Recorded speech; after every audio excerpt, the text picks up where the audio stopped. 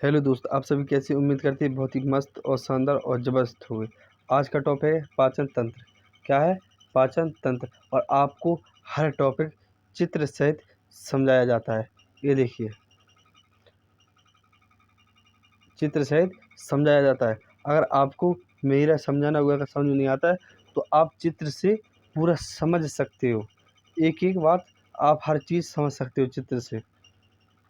आइए अब पढ़ना शुरू करते हैं। हाँ, और आपको हर वीडियो इस चैनल पर प्रदीप कुमार सर के चैनल पर अपलोड कर दी जाती हैं।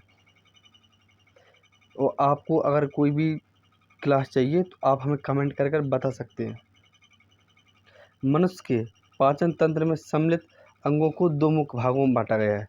मनुष्य के पाचन तंत्र होता है उसको दो भागों में बांटा गया है। किसमें? मुख्य दो भागों में बांटा गया है। पहला भाग है आहार नल। क्या है? आहार नल। और दूसरा भाग है सहायक पाचन ग्रंथियां। क्या है? सहायक पाचक ग्रंथियां। अब अगर पढ़ते हैं आहार नल। क्या? आहार नल। ठीक है, इसकी ये देखिए आहार नल। आहार नल आहार नल यह एक लंबी व सतत नलिका है। क्या है?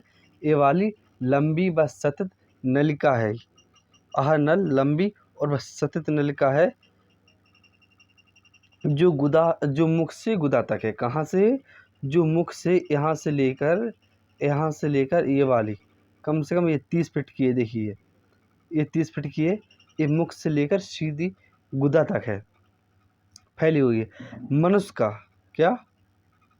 मनुष्य का आहार नल लगभग 30 फीट का होता है। कितना होता है? मनुष्य का जो आहार नल होता है ये आहार नाल, ठीक है, ये कितने कम से कम 30 फीट का होता है जी। इसी को आहार नल को 30 फीट का होता है। इसको अलग अलग भागों में बांटा गया है। जैसे मुख गुहा। क्या है? मुख गुहा। और दूसरा है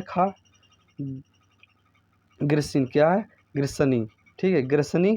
और गा है ग्रसनली। क्या है? ग्रसनली। और घा है अमाशय। क्या है? अमाशय।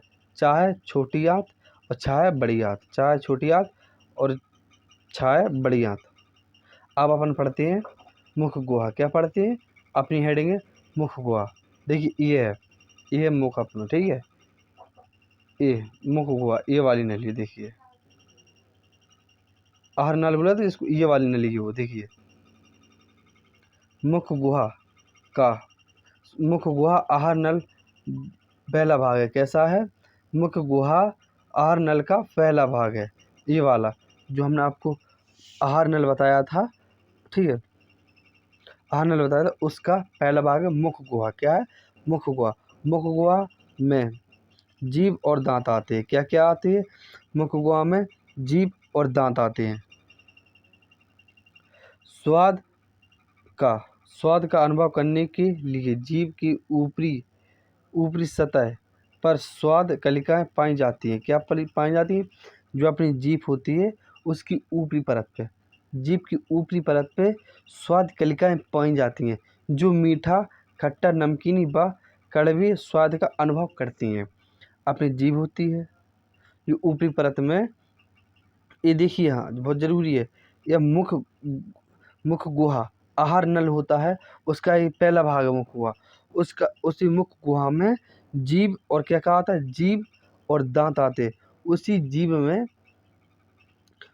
में ऊपरी परत में जो मीठा होता है, खट्टा होता है, तीखा होता है, ये सब का अनुभव करती हैं। मुख गुहा में पाचन। क्या? मुख गुहा में पाचन। मुख गुहा से ही शुरू हो जाता है। क्या? पाचन मुख गुहा से ही शुरू हो जाता है। अपना मुख होता है, मुख गुहा होता है, यहीं से पाचन शुरू हो जाता है। जहाँ भोजन को लार की सहायता से माथा जाता है। क्या?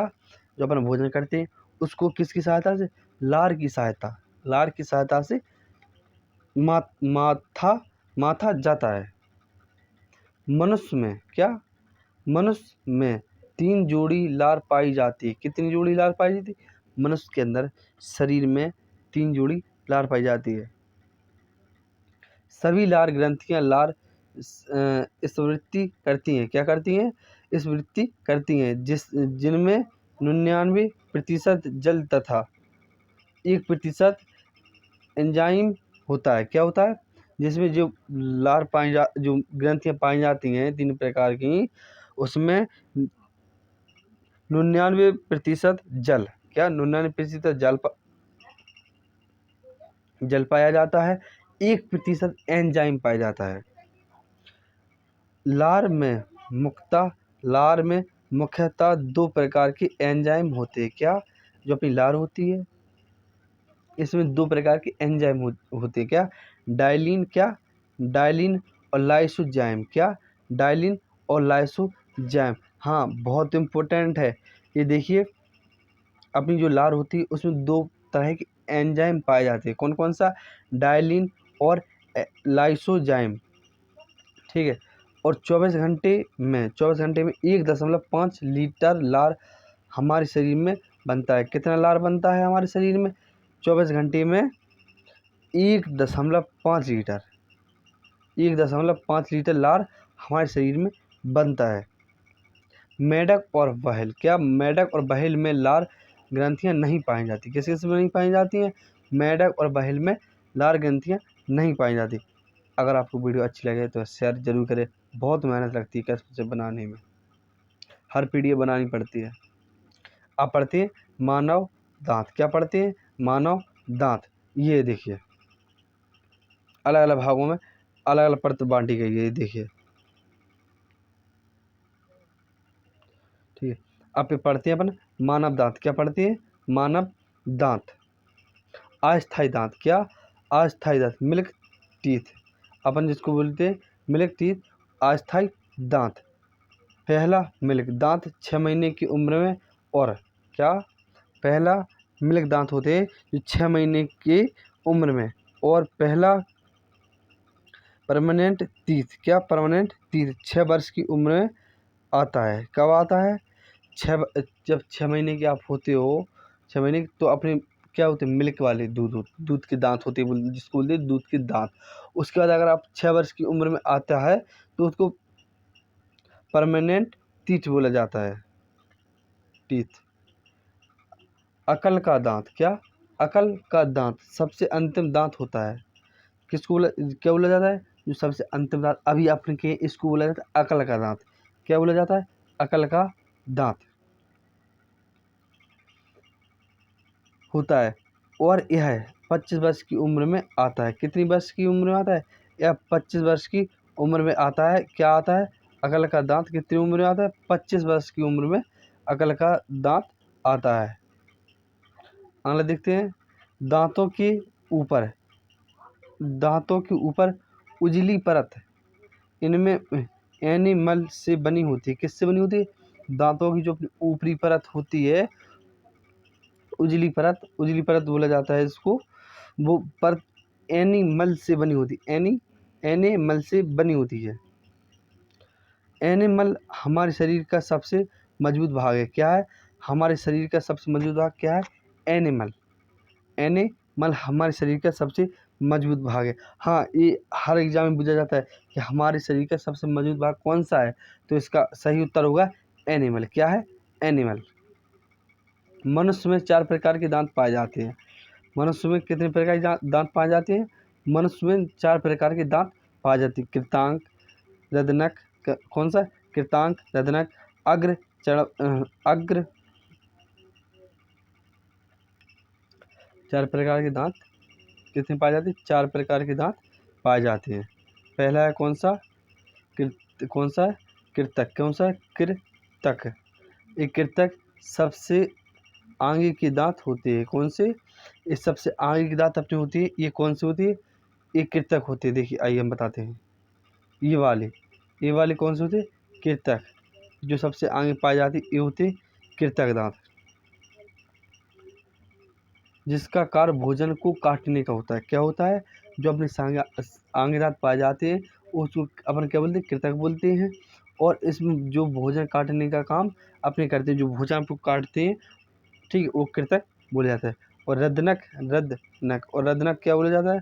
रदनक नुकीले दांत होते हैं। ये वाले रदनक दांत कौन से होते हैं? रैदनक दांत होती है ये वाली, ये नुकीली वाली दांत होती है ये, ठीक है। रैदनक दांत ये होते हैं जो जिनका कार्य भोजन को फाड़ना होता है, जिनका कार्य भोजन को फाड़ना होता है। और अणबर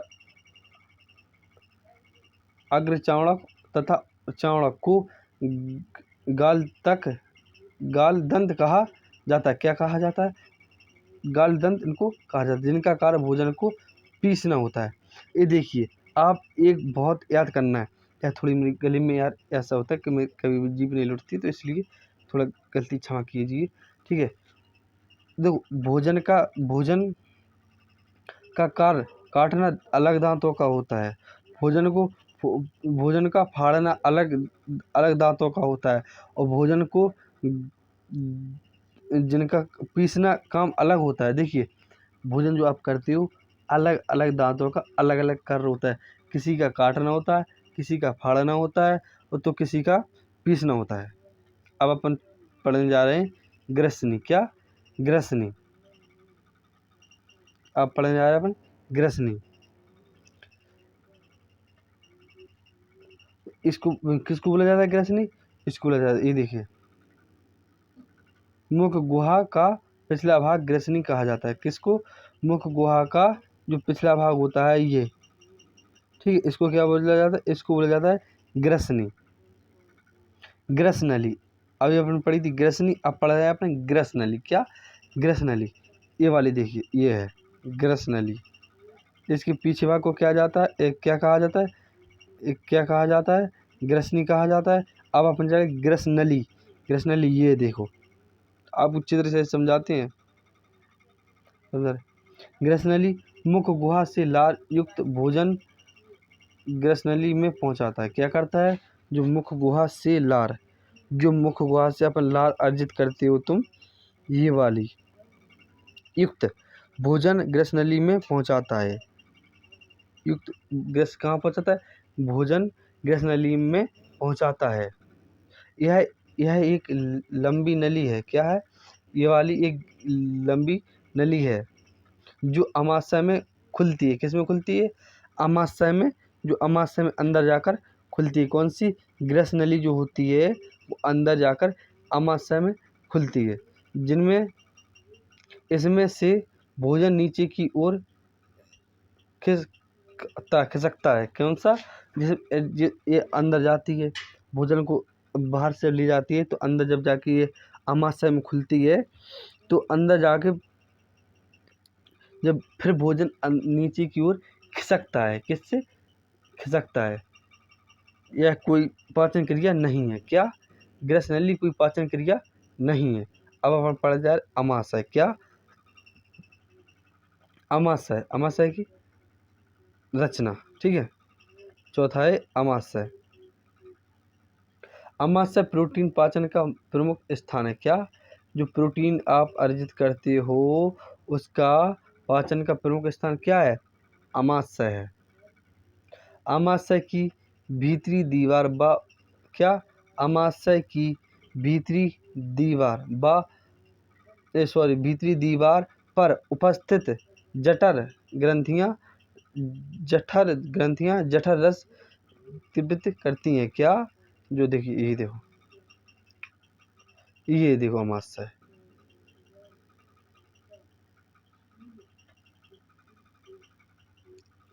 जो जो अत्यधिक अम्ल होता है।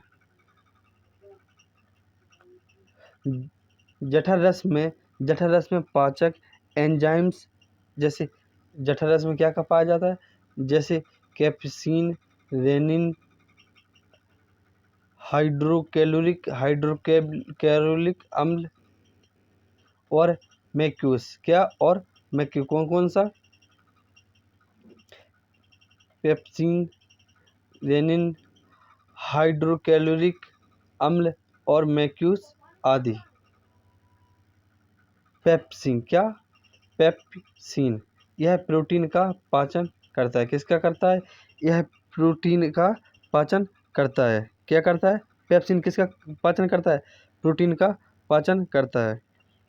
ऐसे ही एग्जाम में क्वेश्चन पूछे जाते हैं कि इनमें से यह पूछा जाएगा, यह प्रोटीन का पाचन करता है, प्रोटीन का पाचन कौन करता है? तो इसका सही उत्तर होगा पेप्सिन। रेनिन, क्या? रेनिन दूध में उपस्थित कैसीन का पाचन करता है। जो दूध में उपस्थित कैसीन होता है उसका पाचन करता है, कौन करता है? रेनिन। मैक्यूस, मैक्यूस यह जठर के अम्लीय प्रभाव को कम करके अमाशय की रक्षा करता है। क्या करता है? इसका काम, मैक्यू का काम होता है यह जठर के अम्ल, क्यों? जठर के जो अम्ली होते हैं प्रभाव को जो कम करता है, उसके कम करते अमाशय की रक्षा। अमाशय हमने आपको पढ़ा दिया, उसकी ही रक्षा करता है। ये कौन करता है? मैक्यू। अब पढ़ते आंत, क्या? आंत, ये देखो, ये आप बोलते आंत कौन सी? देखो इस, देखो ये, ठीक है।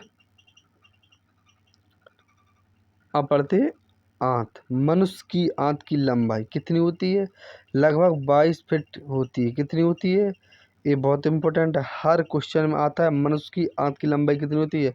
मनुष्य की आंत की लंबाई 22 फीट होती है।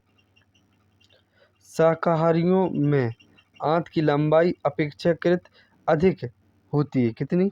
जो शाकाहारी में आंत की लंबाई अपेक्षाकृत आंत की लंबाई अधिक होती है शाकाहारियों में, ठीक है। जिससे भोजन अवशोषण हेतु अतिरिक्त पृष्ठ क्षेत्र मिल सके। क्या? जिससे भोजन अवशोषण, जो आप भोजन अवशोषण करते हो उसका अतिरिक्त पृष्ठ क्षेत्र मिल सके। क्या? आप जो अतिरिक्त भोजन करते हो उसका अतिरिक्त पृष्ठ क्षेत्र मिल सके। इसे दो भागों में बांटा गया। किसको? आंत को दो भागों में बांटा गया। छोटी आंत बोला जाता है इसको, और बड़ी आंत बोला जाता है। अब पढ़ते हैं अपन छोटी आंत। कौन कौन सी? छोटी आंत पढ़ते हैं अपन। छोटी आंत अमाशय से निकलने के बाद भोजन अम्लत्र कहलाता है। क्या? अम्लत्र कहलाता है। जो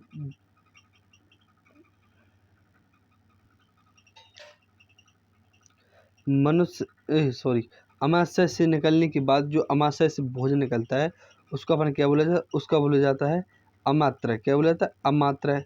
अमित्र बोला जाता है। जो भोजन आप करते हो उसको जो अमाशय से निकलता है तो अमात्र बोला जाता है। यह कायम ग्रहणी में पहुंचाता है। क्या करता है? इसका काम होता है जो कायम ग्रहणी में पहुंचाता है। जो काम ग्रहणी होती है, यह कायम ग्रहणी होती है, उसमें पहुंचाता है भोजन को। जहाँ सबसे पहले यकृत से निकलकर, क्या? जहाँ सबसे पहले यकृत से निकलकर पित्तरस इसमें मिलता है। क्या? जिसमें पित्तरस मिलता है, सबसे निकलकर ये पित्तरस मिलता है। क्षारीय प्रकृति, क्या? क्षारीय प्रकृति का होने के कारण, जो क्षारीय प्रकृति होती है उसके होने के कारण यह कायम को क्षारीय बना देता है। क्या? जो क्षारीय प्रकृति का होने के कारण, क्षारीय प्रकृति होती है उसके कारण कायम को क्षारीय प्रकृति बना देता है। कौन बना देता है? छोटी आंत। पित्तरस में किसी भी प्रकार का एंजाइम नहीं पाया जाता। क्या? पित्त होती है, पित्तरस में किसी भी प्रकार का एंजाइम नहीं पाया जाता। किसी भी प्रकार का, कोई भी प्रकार का एंजाइम नहीं पाया जाता। छोटी आंत में भोजन के पूर्ण पाचक के उपरांत, क्या? छोटी आंत में भोजन के पूर्ण पाचक के उपरांत उसका अवशोषण भी छोटी आंत में स्थित रंसाकुर द्वारा होता है। किसके द्वारा होता है? छोटी आंत से भोजन के पूर्ण पाचन के उपरांत, क्या? छोटी आंत से जो भोजन होता है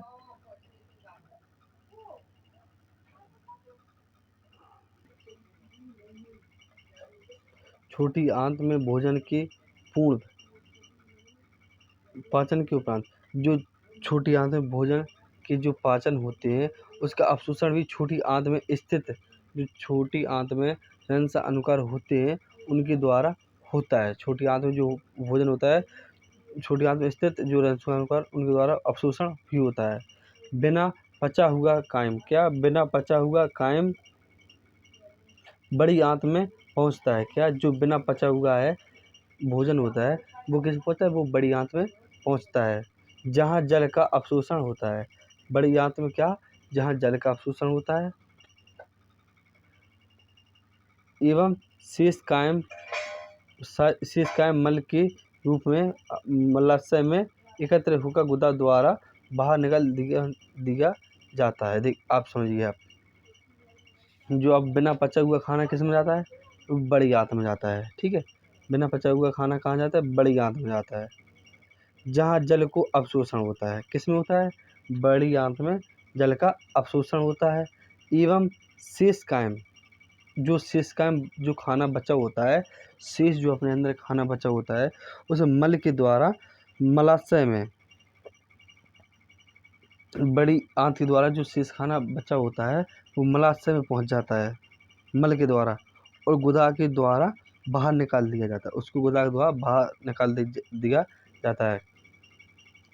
आज के लिए इतना ही, मिलते हैं अगली वीडियो में। जब तक के लिए नमस्कार। इसका पार्ट 1 आज हो गया है, पार्ट 2 कल आएगा। जय हिंद, जय भारत। मिलते हैं अगली वीडियो।